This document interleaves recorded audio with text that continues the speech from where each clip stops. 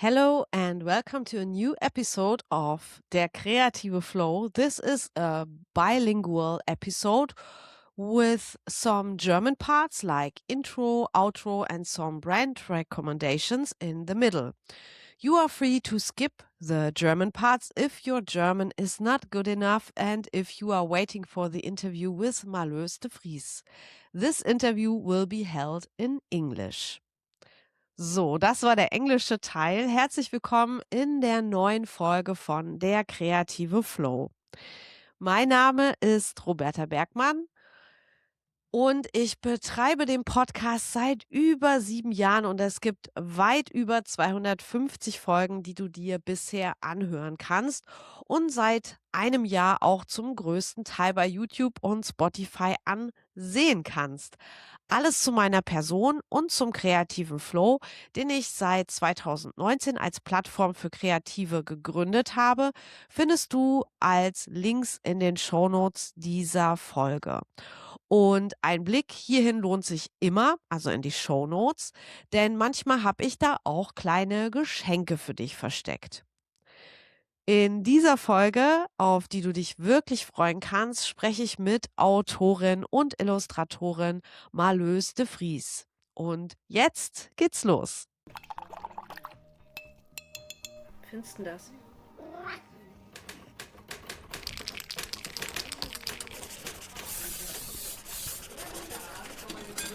Der kreative Flow, ein Podcast für Kreativschaffende von Roberta Bergmann.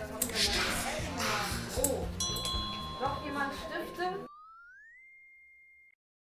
Bevor wir mit dem Interview loslegen, möchte ich noch ein kleines Shoutout an meine neuesten Steady-Supporter aussprechen. Danke für eure monetäre Unterstützung, liebe Konstanze Guhr und liebe Yvonne Borchardt. Seid herzlich willkommen im Club der VIPs von der Kreative Flow. Und wenn auch du Teil des VIP-Clubs und der Flow-Community werden willst, was bedeutet, dass du zum Beispiel kostenlos an meinem Kreativstammtisch teilnehmen kannst, Einblicke auf den Blog und damit hinter die Kulissen erhältst, sowie 17 Bonusfolgen bisher hören kannst und am jährlichen Gewinnspiel teilnimmst. Nicht zu vergessen, dass ich dir auch persönlich einen Brief schreibe. Dann geh jetzt auf www.steady.de/derkreativeflow und supporte mich einmalig mit 5,50 € oder monatlich ab 5 €. Und wenn du noch mehr willst, schau gern bei dem Flow Community Aktionspaket mal vorbei bei Steady. Hier werden wir gemeinsam kreativ, zum Beispiel bei der Skizzenbuchreise oder der Schachtelkunst. Ich habe für dieses Jahr als Aktion auch einen gemeinsamen Ausflug geplant und wohin es geht, das verrate ich dir in den nächsten Monaten. Hab 1000 Dank für deinen Support. Und schon kommen wir zum heutigen Interview der Folge. Ich habe mich mit der Autorin und Illustratorin Marloes de Vries getroffen. Das Interview kannst du anhören und bei Spotify und YouTube auch ansehen. In diesem Gespräch reflektieren Marloes und ich, was kreative Identität bedeutet. Wir sprechen über Marloes Werdegang zur Illustratorin und Autorin. Wir sprechen über die Herausforderungen eines Burnouts und die Bedeutung von Selbstfürsorge und Marloes teilt ihre persönlichen Erfahrungen mit Burnout und wie die Pandemie ihre Sicht auf die Kreativität beeinflusst hat. Wir diskutieren über den kreativen Prozess, die Unterschiede zwischen analoger und digitaler Kunst sowie die Herausforderungen des Freelancens und wir sprechen auch über die Verlagsbranche. Es geht um die Suche nach Glück und Zufriedenheit im Leben und über die Bedeutung von Beziehungen und Autonomie. Und jetzt wünsche ich dir ganz viel Spaß mit Das Interview. I'm very proud to have you in my podcast. This is Marloes de Vries from the Netherlands. And my first question in the podcast is always the same. Who are you and what are you doing for living? Please introduce yourself. Oh, that's a big question. Who are you? I know. In a philosophical sense. My name is Marloes de Vries. I've been working as an illustrator since 2009. And before 2009, I was working as a graphic designer, art director, and photographer. So I did that for marketing agencies and advertising agencies as well. And in 2008, I went freelance as a graphic designer and art director. And a year later, I decided I wanted to do illustration as well. And that was always kind of my dream when I was in art school as well. But in art school, I got told, you don't draw very well. There are too many children's book illustrators already, so don't do that. So I did try it in 2009 and I really enjoyed it. So I've been working as an illustrator since then. So that's basically how I earn my living. Yeah, I think I do a research. You do much more than drawing for living. Yeah, I do. I tend to forget that. Oh yeah, I do a lot more. Yeah, a lot. My second question is very simple. It seems very simple.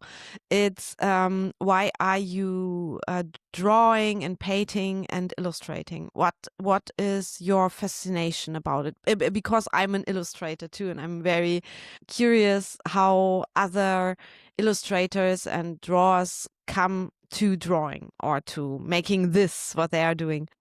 That is a really good question. Because I think it's different for everyone. Might be similar. So for me, I think I was about 3 or 4 years old, and I really felt the need to tell stories. But because I was so little, I didn't know how to write yet, and I thought, but I can draw. So I was drawing all these little figures on paper and just telling everything that I experienced, even at such a small age. So I was always drawing because I couldn't write. But my main purpose, my main goal was always telling stories. So when I learned how to write, I incorporated writing as well in all the stories. So it became comics, which was very natural for me because I was drawing everything that was happening with drawings and as well with writing. And for me, still, drawing, painting, and writing is very much a way of expressing what I'm feeling and what I'm experiencing. So it's also kind of a way to make sense of my own thoughts. So not necessarily for others, but I do it mainly for myself as well, to understand myself better and to understand what is happening around me. So yeah, I think that's why I still draw and paint and write. Mm-hmm. Okay. It's quite the same with me. I always say that I want to tell stories, so that do we have in common. Yeah, I think art is such a beautiful way as well to. What I used to think is that we all saw everything in a similar way. So everyone had the same sort of eyes and we could see and smell and hear and whatever in the same way. And what I've realized is that we all have very different perspectives on life. So what I love about making art, or whether it's illustration or writing or painting, is that you get to show your way of seeing the world. Mm-hmm.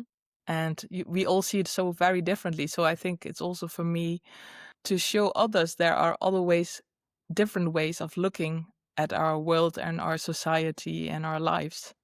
Yeah, it's non-verbal, so everyone can understand it by looking at only the pictures. If you have comics, there's another thing, but I love that it's a kind of universal language we can Yes. use. On the other hand, I know that you are love and dear to, I don't know if that's the right words, dear to write. So you love, you have to write, and you write a lot. You have a blog, you wrote a book, you wrote a lot of comics. You have a monthly newsletter. Yeah. Your website is full of tips and informations and things you want to tell. Yeah. It was very nice to look at your website, by the way. It's like a book. You can find so much things to look at and to read to. Yeah. That was very fascinating for me today. Thank you. Yeah. So on the other hand, there's the verbal communication you love to do, and I think it's the same with writing and being an author than to be an illustrator, that you can show the audience your unique perspective on the world, what you said. When did you start to write stories and to write your ideas down? Yeah, I think when I was 3 or 4, I started drawing them, and then I think I was, I think 6 or 7 when I learned how to write. I started writing, so I've been writing for such a long time, and I think it's a big internal need within myself. So I would do it even if it wasn't my job. So I would always draw and write. Mm-hmm. No matter what. So Mm-hmm. getting paid for it is nice. Also, I do feel that there's a difference between illustration and writing. It really depends. For example, for the last, I think, how long have I been illustrating? 16 years now, I have to think.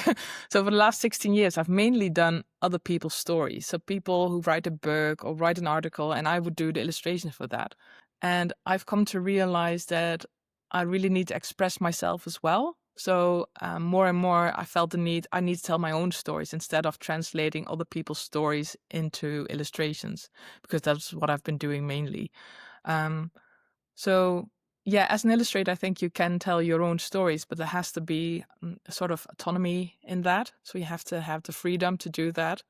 And I wonder, I never talk about this with other illustrators, but a lot of illustrators illustrate the stories of other people. So people have stories in their mind, and as an illustrator, it's our job to translate them to visuals.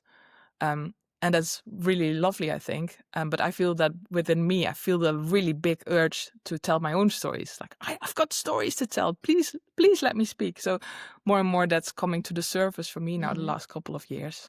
Yeah, I found a compromise. I am illustrating dead poets, so they can't get their opinion on my illustrations, and I can do whatever I want with the text and with my imagination. So I have with these projects, I have a lot of freedom and some kind. I think it's my work, very my work, and the I can do illustrations in which I can tell my story too. I don't know if this makes sense, but this is my little compromise. When I am illustrating other people, I try to find dead poets. I will only illustrate people that people that are dead. Yeah. That don't have a say in it. Yeah.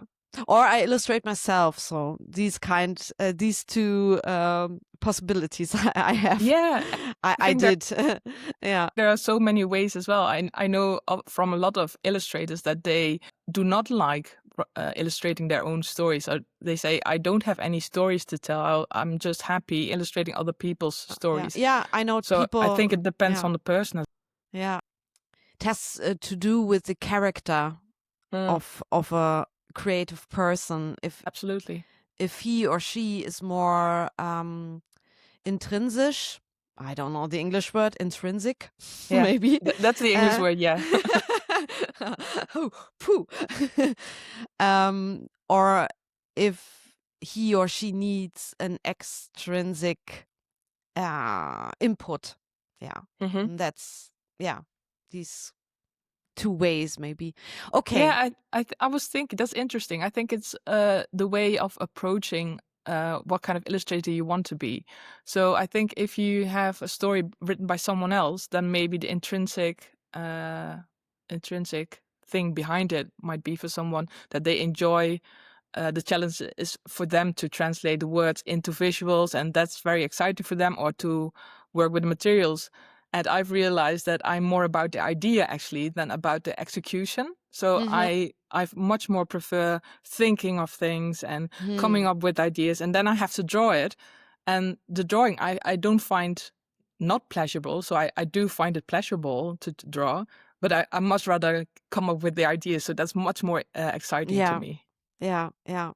Yeah, maybe it's a bit like I feel too when I'm illustrating, because I also love thinking about it and playing with ideas and experimenting. And then I find the stylistic I want to illustrate with, and then it's some kind of handiwork. No. Yeah, I know what you What's mean. Yeah, I understand completely what you mean. For me, the creativity is within the thinking and the idea. Mhm.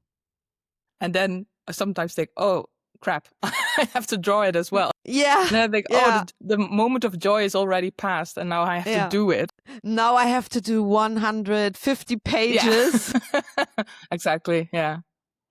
Is in some kind of way I'm writing books too, like you, and it's with books the same. I love to make the Inhaltsverzeichnis, what's the content of the book, and then I only have to write all the chapters, and but I already know I want that to be finished. Yeah, I get that. I'm impatient. Yeah, I know exactly what you mean. I have so many ideas, and then I do write them down, and then I think, oh, where do I find the time to do all this? But also, I have to do all this. So I like all the ideas, but I don't really enjoy actually executing all the ideas. Executed. Yeah, right.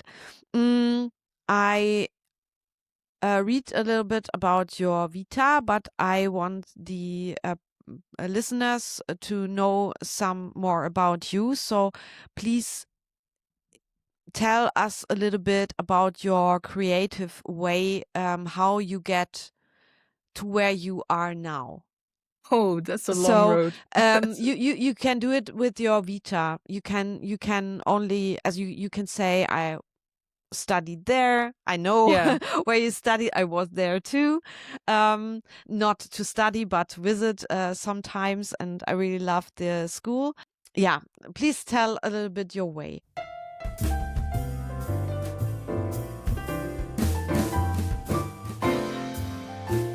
Roberta Bergmann empfiehlt. Der Supporter der heutigen Folge ist Royal Talents, was mich sehr freut. Wenn du kreativ bist, dann kennst du ganz bestimmt Produkte und Marken des niederländischen Unternehmens mit Sitz in Apeldoorn, das sich auf die Herstellung von Künstlerfarben spezialisiert hat. Ich war 2025 noch im alten Werk von Royal Talents vor Ort und es war einfach traumhaft zu sehen, wie dort die Farben hergestellt werden. Ich hatte keine Ahnung und bin jetzt irgendwie sehr viel schlauer und erleuchtet, kann man sagen. Seit kurzem haben sie ein hochmodernes neues Werk, ebenfalls in Apeldoorn, was man auch ab sofort besichtigen kann. Und dort produzieren sie Marken wie die bekannten Amsterdam Acrylfarben. Ich nutze sehr gern die große Amsterdam Farbpalette. Und wusstest du, dass die Marke Amsterdam in diesem Jahr bereits 50-jähriges Jubiläum feiert und in diesen 50 Jahren wirklich spannende Entwicklungen durchlaufen hat? 1976 wurde die Marke Amsterdam das erste Mal entwickelt und damals gab es nur Farben in Tuben und das war auch bis 2014 so. Da kamen dann die Amsterdam Sprühfarbe und die Amsterdam Acrylmarker dazu und auch da, beides liebe ich sehr. Die Sprühfarbe habe ich tatsächlich erst letztes Jahr für mich entdeckt, als ich im Atelier anfing, mehr Abstraktion in meine Kunst zu bringen und große Flächen von Leinwand zu bemalen und eben zu besprühen. Denn mit Sprühfarbe kann man so tolle Effekte machen. Und schau dir dazu gern auch mal eins meiner Ateliervideos auf meinem YouTube-Kanal an. So, zurück zu Royal Talents. 2017 vervollständigten dann die Inks die Amsterdam-Markenwelt, die das Motto All Acrylics trägt, da alle Amsterdam-Produkte miteinander kombiniert werden können. Ich weiß nicht, ob du das wusstest und genau das mache ich nämlich auch schon so. Also ich kombiniere total gern. Manchmal tropfe ich und schreibe ich was mit Acryltuschen, dann sprühe ich mit der Amsterdam-Spraydosen auf die Leinwand oder male mit Wasser und pinsel dann mit den Acrylfarben in dasselbe Motiv rein. Und was auch cool ist, die Amsterdam-Farben haben alle eine bestimmte Farbnummer und diese sind produktübergreifend gültig. Also zum Beispiel die 384, das ist Reflex Pink und das gibt es als klassische Farbe in der Tube, aber eben mit der gleichen Nummer auch als Marker oder als Acryltusche und ich denke auch als Sprühfarbe. Und seit 2024 kann man auch digital mit den Amsterdam-Farben arbeiten. Dank der Procreate-Farbpalette in allen Farben der Standard- und Expert-Serie sind die verfügbar. Hier hast du die Möglichkeit, deine digitalen Motive und Skizzen mit den Amsterdam-Acrylfarben zu gestalten, bevor du sie dann eben tatsächlich auf die Leinwand bringst. Und das hatte ich das erste Mal bei Sammy Löwe gesehen, der ja auch schon bei mir im Podcast zu Gast war. Die Folge verlinke ich dir auch gerne nochmal in den Shownotes. Und ich packe dir auch in die Shownotes den Link zu den Amsterdam Procreate Palettenfarben und du kannst dir diese dann gern kostenlos über meinen Link herunterladen. Und wenn du Procreate hast, dann kannst du das Ganze natürlich gleich mal ausprobieren. Ja, also an dieser Stelle sage ich herzlichen Dank an Royal Talents für den Support der heutigen Folge.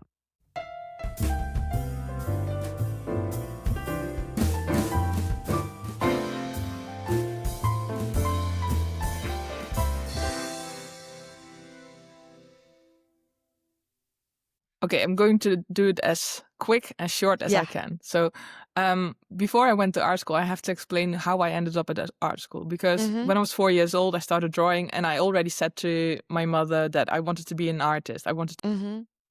No idea where I got that because none of my family, none of my family members are creative. So it was really weird. I had one cousin that was drawing and she mentioned art school when I think I was 8 or something. And I thought, Cool. She said, I'm going to art school. And I said, what is art school? And she said, well, that's a school where you get to draw all day. And I thought, yes, that's for me. That was my first introduction with art and that there was something like an art school. And then when I was around 12, I started drawing portraits, so for money. So that was my first introduction in working in the field.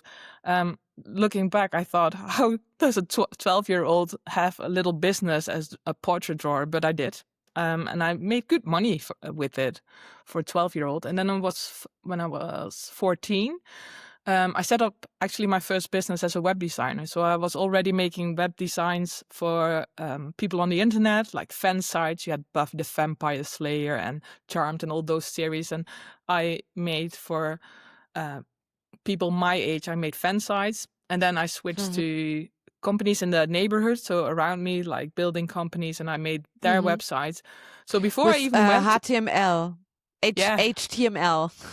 HTML, yeah, HTML. I coded them as CSS. You had style coding as well. So I was doing that. So before I even went to art school, when I was 18, I already had 2 kind of creative businesses.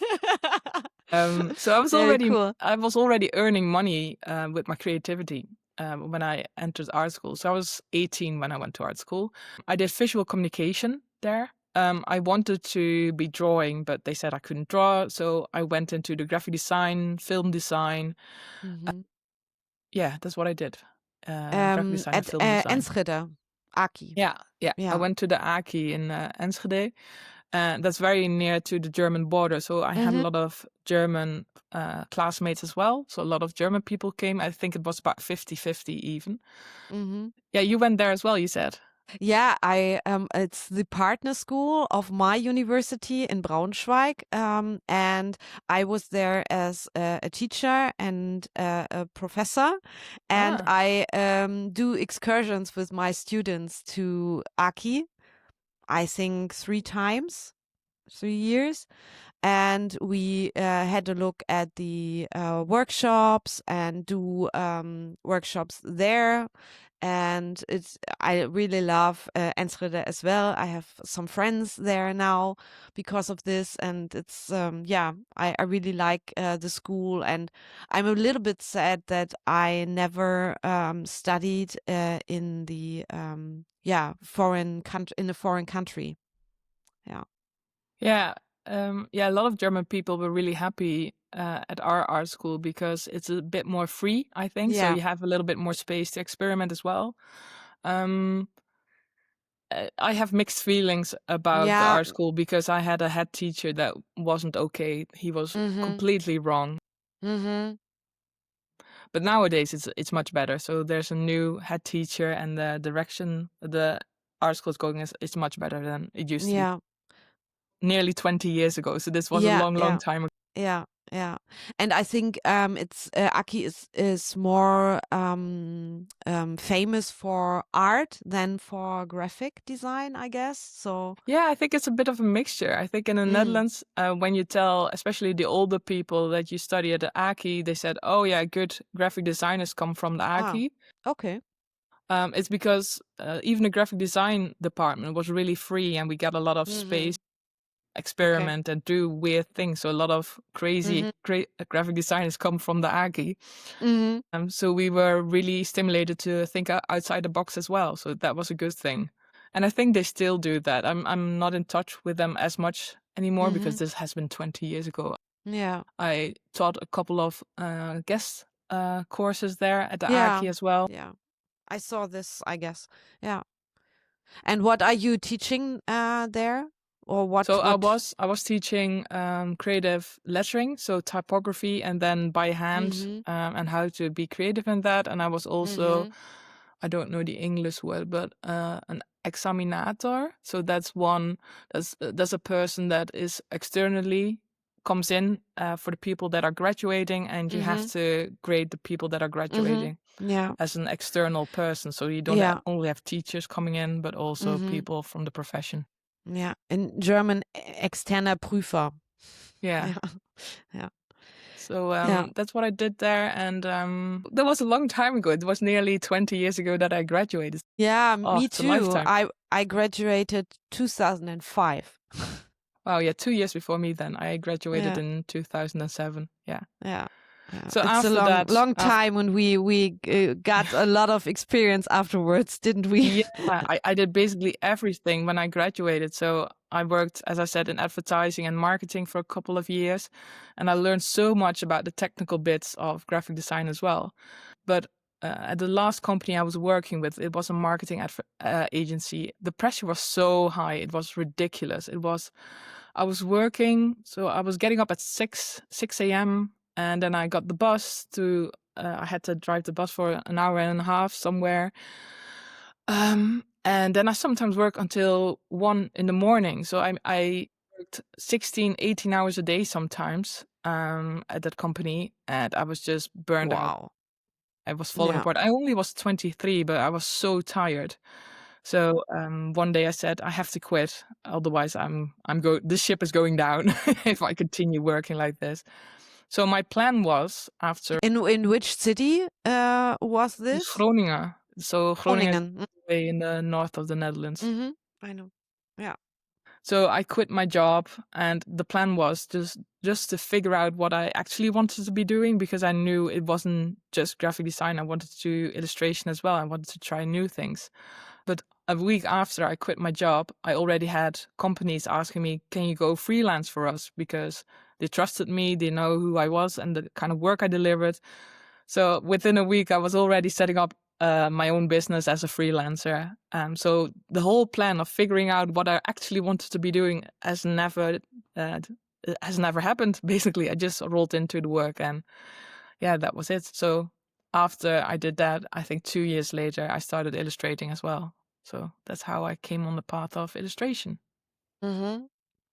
And felt it some kind of weird to illustrate, so because you had no, I don't know if you have no but there were, it was your start, right? Yeah. So in art school, I didn't take any live drawing classes or anything because I was in the visual communication department. Mm-hmm. So it was very much film design and graphic design and photography. And I tried to do illustration as well in the visual communication department when I was in art school. But there was just no room for it. We didn't have a good illustration teacher, I found. The one that Mm-hmm. didn't see anything in my style. He said, just stop drawing altogether. It's rubbish what you're doing. So when I was freelancing, there was nobody telling me I can't or can do something. I could decide myself what I was going Mm-hmm. to do. So I saw that there was this competition for a children's magazine in the Netherlands, and that magazine was all about illustration for children and also poems and that kind of really artistic. And I Nice. said to myself, I will enter in this competition. And that was the first time I actually drew in 5 years. So for 5 years, I hadn't drawn anything because I thought, if I can't draw, I'm not doing it. But for this competition, after 5 years, I picked up my pencils and paints again. And I thought, I will try this competition. And if they like it, I will see that as a sign that I should continue in illustration. And if I get rejected, then I will never touch a pencil or paints again. Okay. I think I was too young to understand that that is way too black and white and you shouldn't think like Yeah. But at the time, I thought this is how it worked. And luckily, I came in second in the competition. So I didn't, I wasn't first, but I was second. So that for me was like a sign. Okay, maybe Not that bad. apparently I'm not that bad. I can do a little drawing. And the feedback I got from the professional jury was really good. So they told me, you draw very well. You draw very in a narrative way. So I had good storytelling skills according to them. So that really motivated me to explore illustration again. Yeah. Yeah. But I wouldn't have recommended to other people just to approach it in such a black and white way. That's not the Yeah. right way.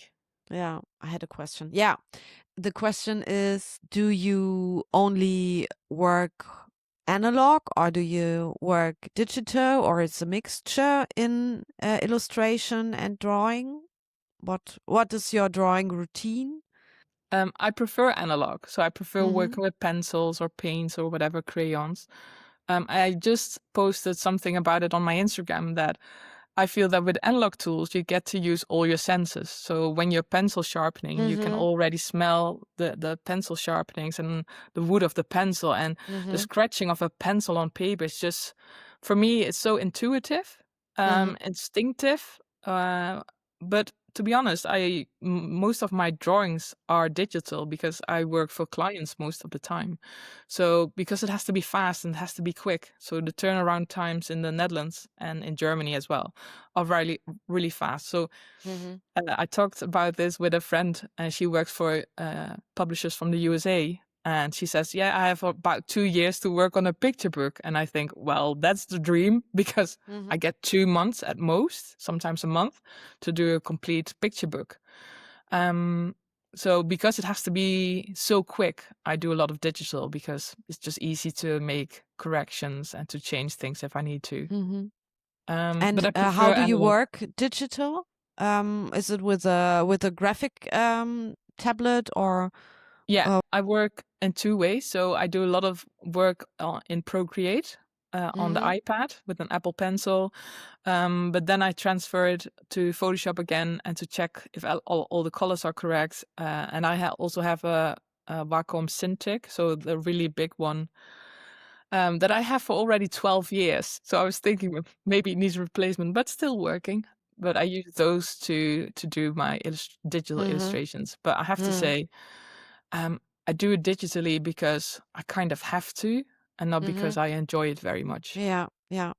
I had a Wacom too, or I have it, or I have it, but I don't use it anymore because there are so much cables. And I always cable me in this whole thing with my laptop, and I recognize that you can use your iPad as a second screen, so you can use it like a tablet or a Wacom, but without all the cables. That was my game changer. So if I am illustrating digital, I use my iPad, but not Procreate. So I use it as a second screen, and then I can paint in Photoshop.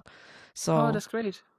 That's a yeah. good way as well because it is a lot of cables. Mine, Yeah, and they are so heavy and yeah, they're really sturdy and big. okay, yeah, that was my problem.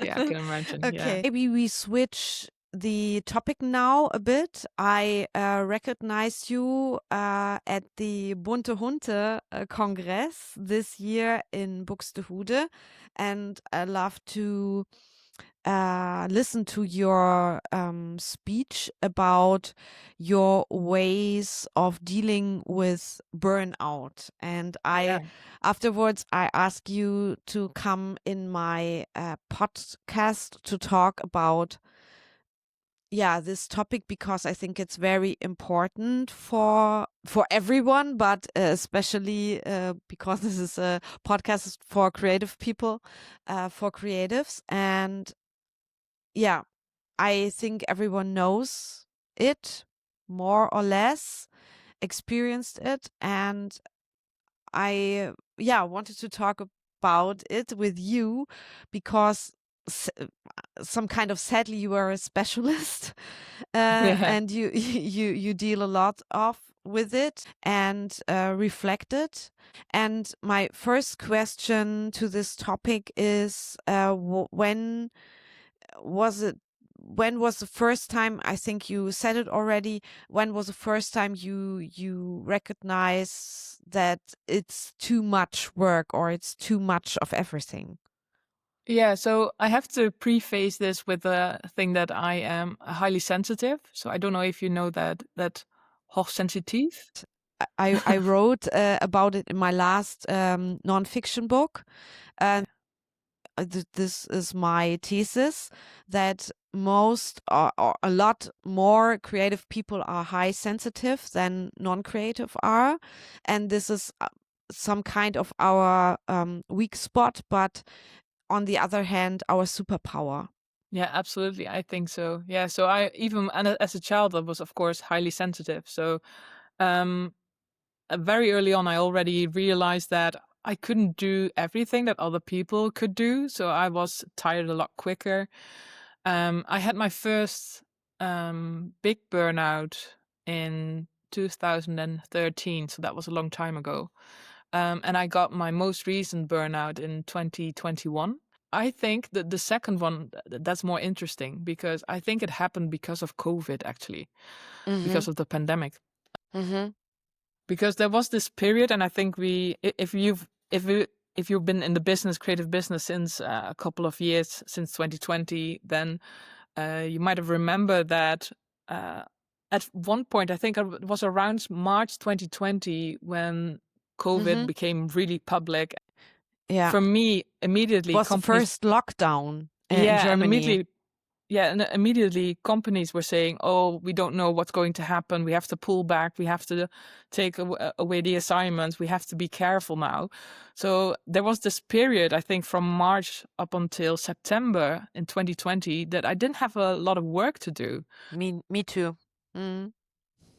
For a lot of people, it was really scary and they were afraid. And of course, it was a scary time. But on the work level, the work field I was in, I was so happy because I finally got to sit down and think, oh, what have I been doing? And am I still enjoying what I'm doing? And then I had to conclude, I've been running around like a little hamster in its wheel, like running. And I hadn't taken the time to stand still and really consider, do I like what I'm doing? And during that first pandemic, it became really clear to me that I wasn't really liking what I was doing. So also I started journaling around that time as well, just writing down every morning what I wanted to be doing. And and I realized I was coming to the same conclusion all the time, that I want to be doing more of the things that I like to be doing instead of just fixing things for others, because that's what it felt like for me. As a graphic designer, but also as an illustrator, I had been fixing problems for other people all the time, visual problems. So not big problems, not world problems, but just small problems. And so during the first pandemic, I started painting again, which I hadn't done. The last time I did it was when I was in art school, actually. After all those years, I got out my acrylic paints, which was still fresh in the pots after all those years. So it was still moist. So I thought, okay, great, I can still use this. So I started painting again. And I had a lovely period. I know it is really bad to say because it was a pandemic and a lot of people were ill or even dying. But also it was a time for me to understand what I needed again. I think it was around September, October 2020 when everything started to settle down again, and assignments were coming in again. So I had my freelance jobs again. But then it was really confronting because I realized that I Yeah, was I doing the know. same thing again, but I'm not enjoying. And I finally realized what the alternative was.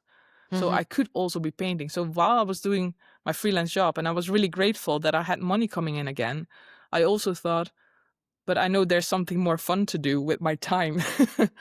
And I think that's actually one of the reasons that I burned out the next The year year after. Yeah. because I realized there are other things I can do with my life. But it's just only now, only after all those years, that I start to realize I can actually do more fun things. But yeah. Mhm. Can I ask, how does a burnout feels like? I never had a burnout, Mm. and I don't know what in this moment, what does it feels like? Is it like a depression, or is it sadness, or is it all together, and you don't want to, or is it crying? I don't know. I think it's a little bit different for everyone, and it really depends. But I would say it's very similar to depression. Uh,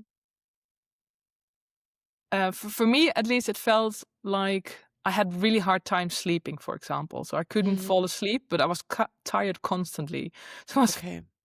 constantly I was thinking, oh, I need to go to bed, I need to sleep. But when I was in bed, I couldn't sleep. So it was really Mm. frustrating.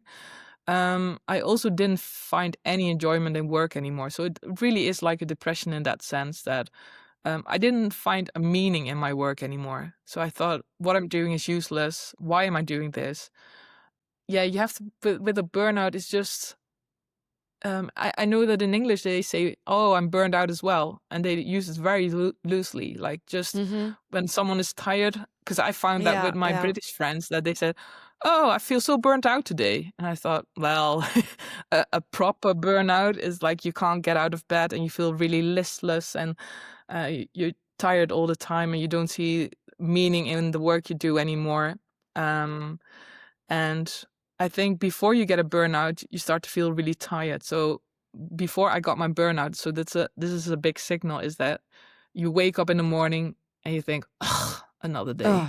Yeah, Like, yeah. ugh, do I have to do another day? And I think that's a really clear sign that you have to be really careful, because as soon as you continue in that pattern, that you continue doing work that doesn't bring you anything and you feel really tired all the time, um, it will get to a point that you get into a burnout, and burnout takes months to get out of it, and sometimes years. Yeah. Mhm.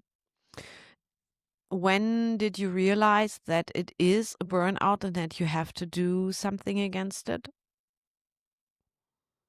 Well, I went to my doctor and she said, well, this is a full-blown burnout.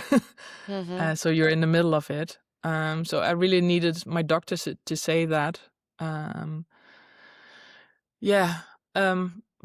Yeah, now I wish I would listen to my own body. But I'm really good. So if you're a person that's really good at ignoring your body, for example, if I'm working, I ignore that I need to eat or need to go to the toilet or whatever. I always think, oh no, I have to do my work first before I can do anything else.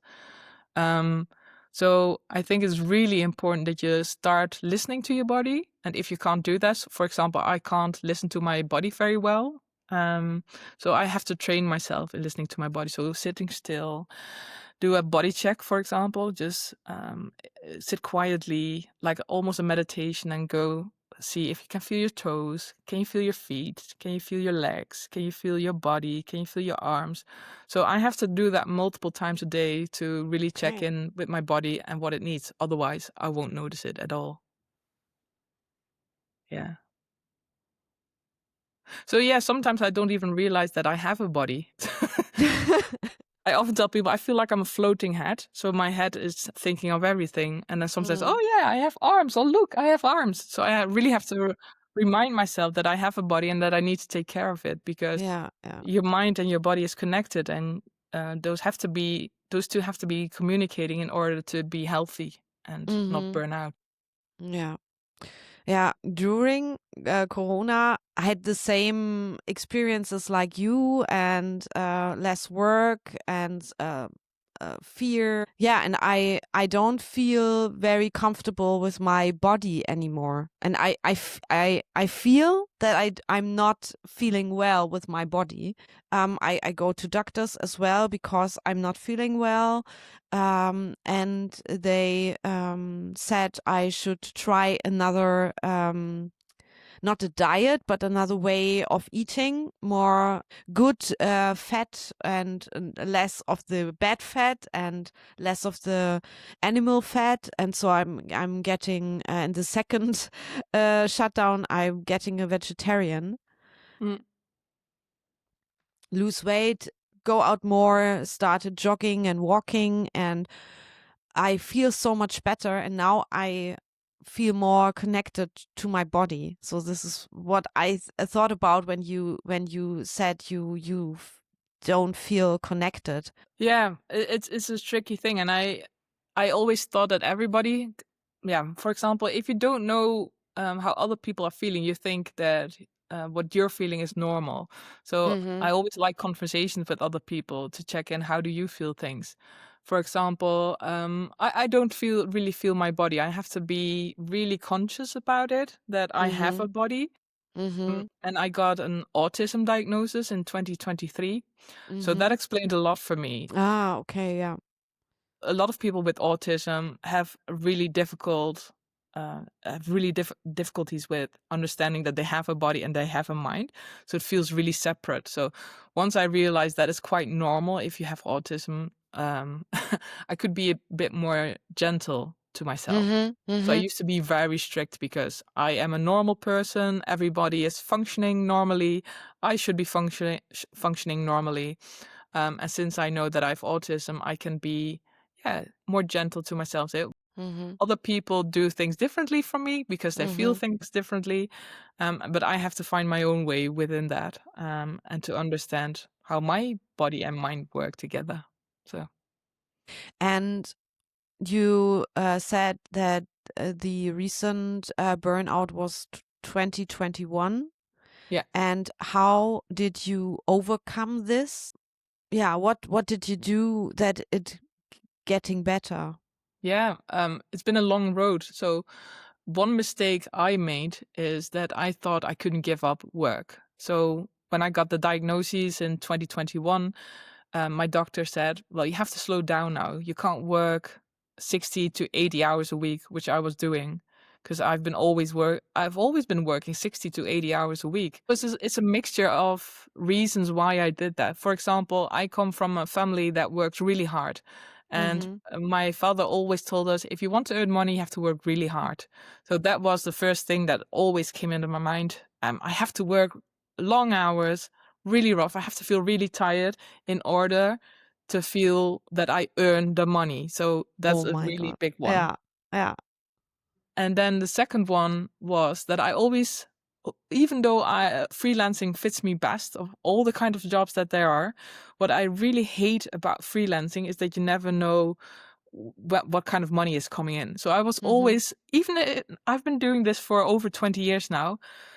I still fear that there will be a time that no money will be coming in and that I go bankrupt and I will have to live under a bridge and have to be homeless or whatever. And that's ridiculous because I've been doing this for so long. I know that's not going to happen. But when I got the diagnosis in 2021, my doctor said, you have to slow down work now. So I did slow down work, but I Mm-hmm. started working 40 hours a week instead of the 60 or 80 hours that I was doing before. So if you have a burnout, you shouldn't be working 40 hours. 40 hours is just way too much when you have a burnout.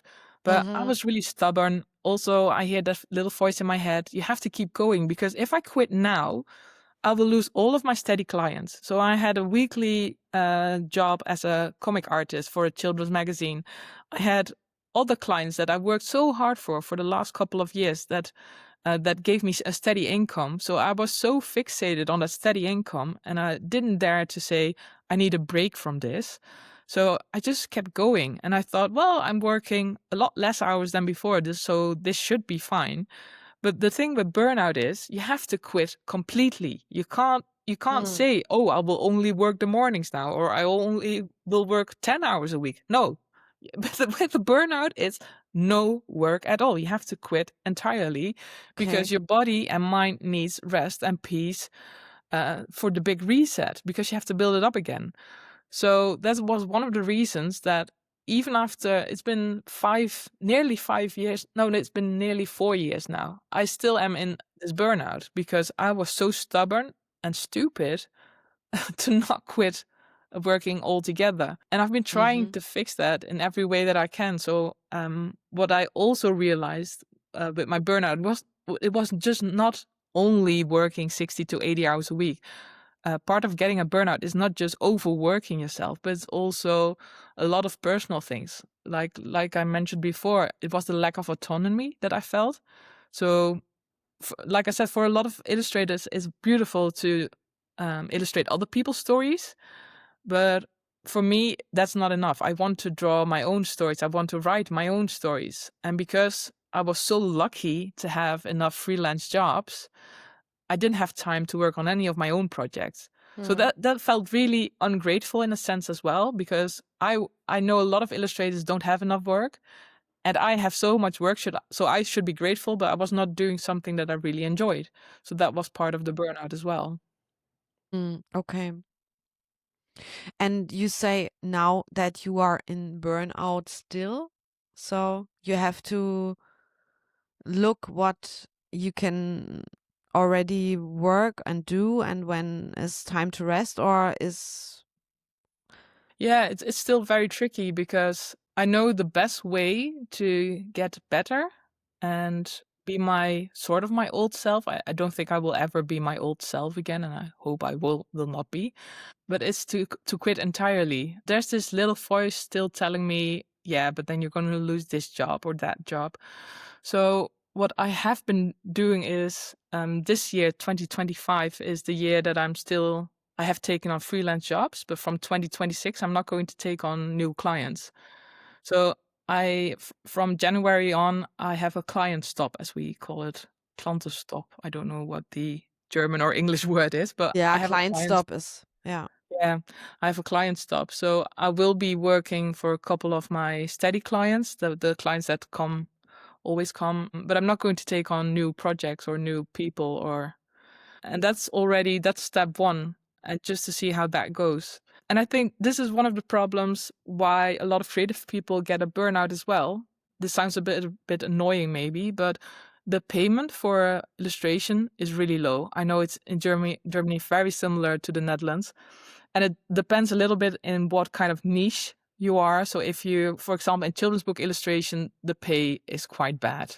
So I am still working for the same money as I was working 10 or 15 years ago. So I still get the same payments, but we all know we have inflation. Everything gets more expensive every year. So what happens if you get the same payment? You have to work more and more and more hours to keep up with the economy as well.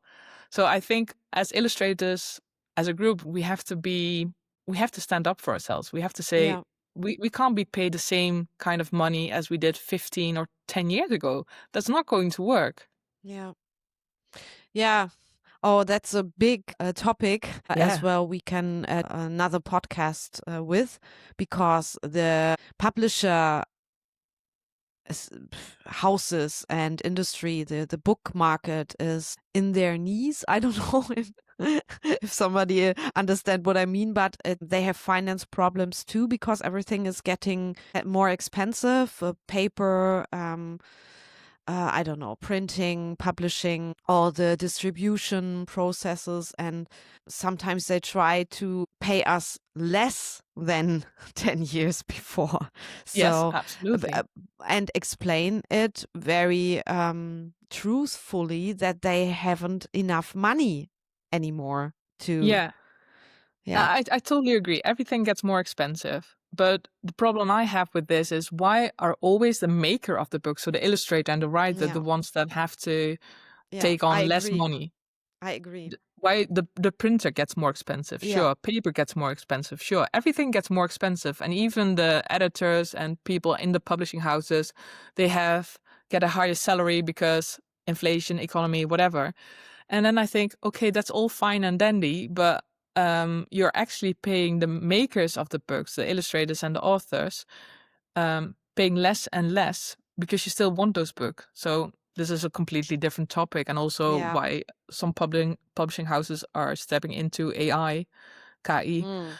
So I get it, but I don't get it. I sometimes think maybe you should publish less books and publish better books, and I know that is devastating for a And lot of illustrators. more but- expensive books, they Yeah. can regulate it through the price. Everything is getting more expensive, so please. I think there are ways to have a more durable, a better a healthier publishing business, but you have to make risky decisions. And I do understand why there are so many books published, because in the past, a publishing house didn't publish 100 books a year.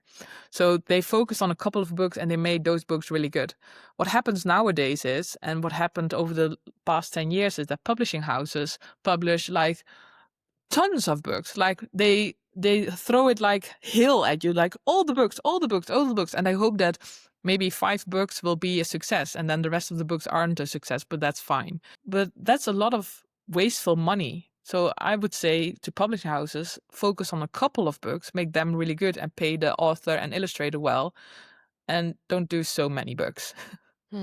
Yeah, I agree. Maybe we can, I do a snippet of this speech from you and put it on Instagram, and maybe we can change something at the and I think publishing houses. publishing houses will really hate me for it. And also I think a lot of illustrators will tell me, but then there's less work for us. And that's true, that there will be less work. If you make fewer books, there will be less work for illustrators. But yeah, I don't think the way publishing works right now is very durable for the future. So I don't think it works. It's the last question, and in German from Faust, es ist die Gretchenfrage, aber es hat nichts mit Religion zu tun. It's maybe the most important question of all, or the so you ask yourself, what is she going What is to this ask? going to be? The question sounds simple, and maybe it's difficult to answer, and it's the key to satisfaction. What helps you being happy and satisfied in your life? I think you have the key already. Well, I think there are, it's funny, the most simple questions are often the most simple questions often need the most profound answers, I think. What do I need to be happy and satisfied in life? I always thought, do you know the pyramid of Maslow? I think this Maslow pyramid. Yeah. The first bottom is the first Yeah. thing people need is housing, food, security. And then if you have that, you go higher and higher. And on the top, it's like the little top is like self-fulfillment. And I've realized that for the last 20 years, I've been in a sort of survival mode. So I always thought I need to have a roof over my head. I need to have food on the table, because there was a time that I didn't have a roof over my head. So I was homeless, but not roofless. This is what I call it. So I always stayed with friends or family, but I didn't have my own home because of a brutal ex-partner that kicked me out of the house. Okay. So I think that happened around 2012, 2013. And since then, I've been really anxious about having a roof over my head. So for the last couple of years, I've been in a sort of survival mode, keeping a roof over my head. Yeah, this was a trauma. Yeah, it definitely was Yeah. a trauma, because I never want to be homeless again.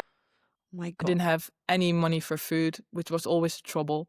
So for many years, I thought it was, I need to earn a certain amount of money so I can have a roof over my head, so I can have food on the table. But I've come to realize that now that I have covered that, I actually need connection. That's very important. So I need connection with other people. And that's just not online. I've realized that it's in real life as well. So I have to look someone in the eye and can see how they move or speak, or how their eyes sparkle or whatever. So connection with people is very important for a good life for me. Also a sense of autonomy. So it's that balance. So autonomy can feel really selfish in a way for me, because I have certain needs that I need to be met. So I need to make my own decisions. I need to feel that I have that I'm the director of my own life. So and then that connection to people as well. So I need to find a balance in that. And I think a luxury product is actually being able to express yourself, and that's to share that with the world. So I feel a really big need to share the things that I have experienced and all my life lessons with others as well.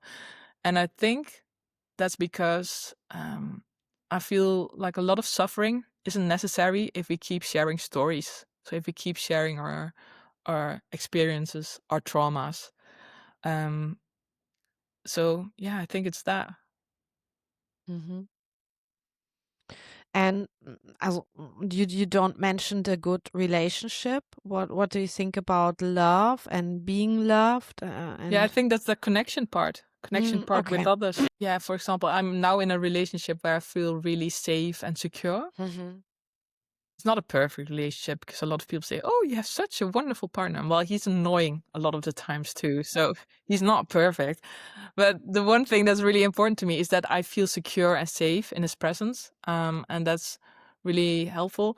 I have a couple of good friends, and that's all part of that connection again. So I have good friends that I can trust and I can be myself with. For many years, even when I was a child, teenager, even when I was in my 20s and even 30s, I'm now in my 40s, but even when I was in my 30s, I felt I always had to be someone else to be accepted by other people. Mm. I always thought I have to be kind, generous, I have to be cheerful, and I have to prove to others that I'm worthy of walking this earth. And now that Okay. I've turned 40, I feel that I am who I am. I don't have to change myself. Mhm. Not everyone has to like me. That's a big one. So I always thought I feel safe when people like me. And that's very instinctive for us humans, because we need to be liked in order to be safe.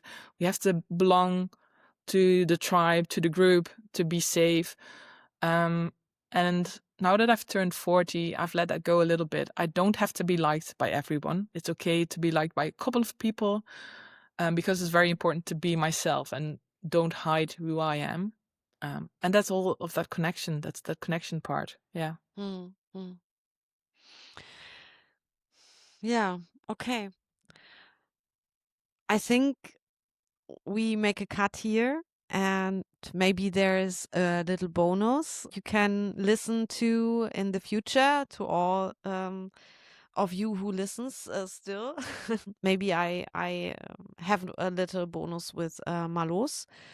And I put all the links, like her website, which is wonderful, the newsletter, Instagram, in the show notes of this episode. And you have to have a look at Marloes' drawings we talked about, and in her daily creative life. It's very inspiring, I guess. Oh, thank And you. I think I thank you. Yeah, thank And you. Thank you for letting me ramble about all these topics, because once I get talking, I just don't stop. So thank you very much. yeah, thank you. And yeah, maybe we talk to each other again. Yeah. Yeah. Bye. Tschüss.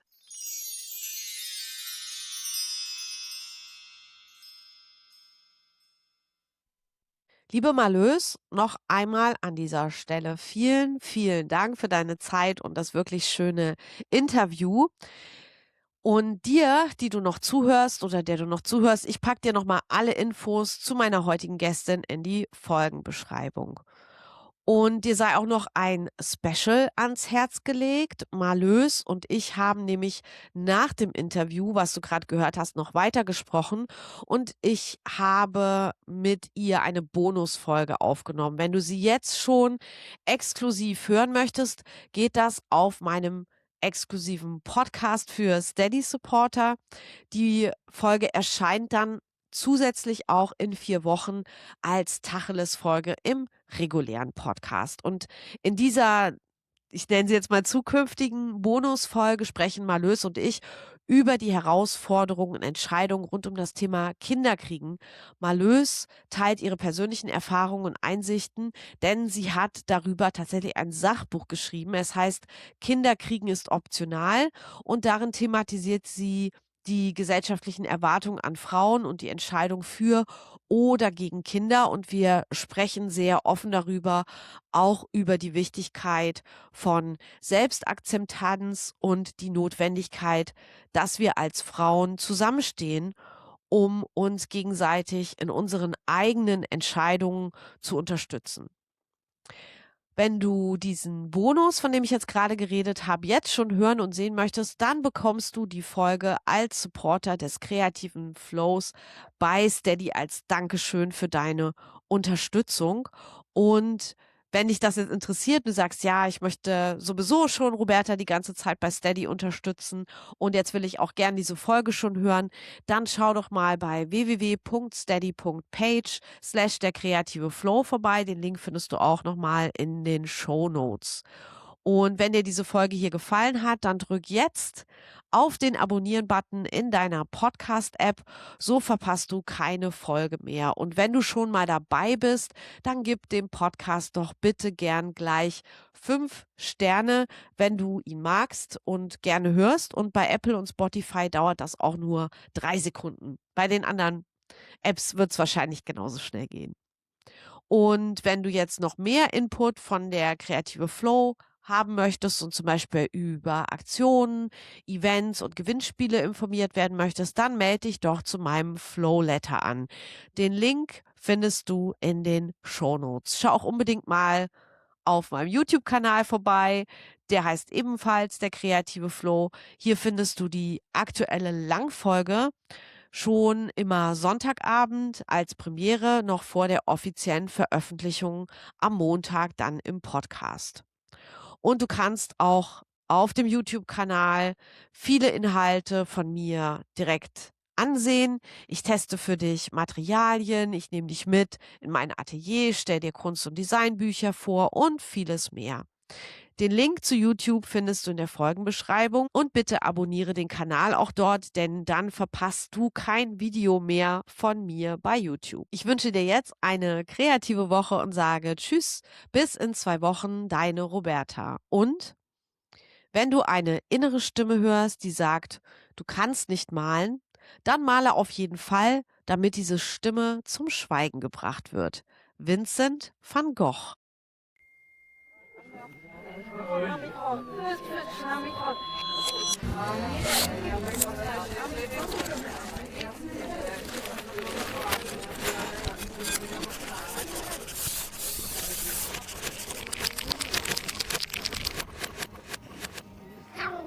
Sonst